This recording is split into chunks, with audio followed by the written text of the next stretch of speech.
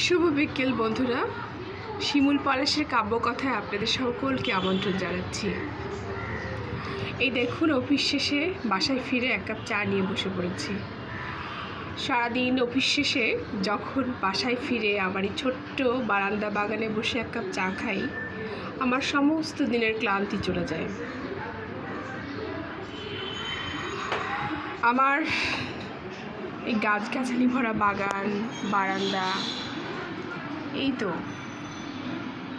সাথে এক কাপ চা, এই শান্তি। সাথে রবিদের একখানা কবিতা, কেমন হয় বলেন তো? ও, তোমাদের সাথে তো শেয়ার করাই হয়নি। গতকালকে গিয়েছিলাম শপিংয়ে। অফিস শেষে বসুন্ধরায় গিয়েছিলাম। বসুন্ধরা থেকে গেলাম হচ্ছে গাউসিয়া। আসলে যত শপিং বলেই হোক না কেন, গাউসিয়া নিউ মার্কেটে না গেলে আসলে শপিং কমপ্লিটই হয় না। তো হচ্ছে এই দেখো, আমি বেশ কিছু জামা কাপড় কিনে নিয়ে আসছি। এটা হচ্ছে 2 পিস অর্গানজার মধ্যে, এটা একটা।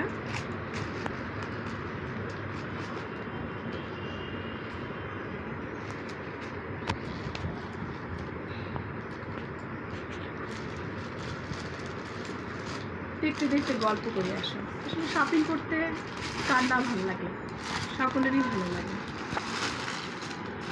স্বাদ এবং সাধ্যের সমন্বয় করে সকলেরই শপিং করতে ভালো লাগে। এটা হচ্ছে মাস্টার্ড ইয়েলো। ও যা বলছিলাম, আবার আসলে যখন মন খারাপ হয় তখন আমি শপিংয়ে চলে যাই, অবশ্যই নিজের সাধ্যের মধ্যে। এবং বিশেষ বিশেষ দিনগুলোতে আমি নিজেকে নিজে গিফট করতে খুব পছন্দ করি। যদিও আমার আত্মীয় স্বজন, হাজব্যান্ড, মা বাবা, ভাই সকলেই আমাকে গিফট করে। তারপরও যেহেতু আমি চাকরি করি, আর আমি মনে করি প্রত্যেকেরই নিজের জন্য কিছু করা উচিত, প্রত্যেকটা নারীর করা উচিত।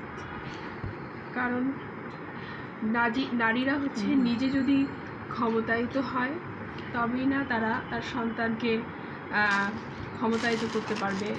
এভাবে আমাদের একসময় একটা আমরা একসময় মধ্য আয়ের দেশ থেকে উন্নত দেশে চলে রূপান্তরিত হব।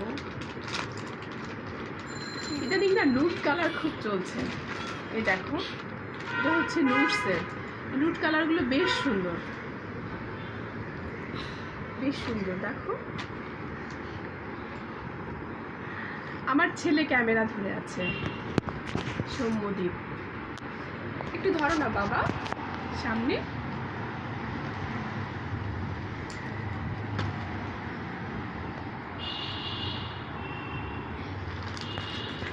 আরো একটা আছে,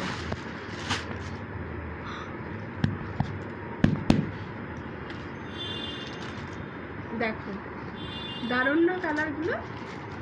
অনেক সুন্দর কিন্তু কালারগুলো। কেমন লেগেছে তোমাদের জানাবে।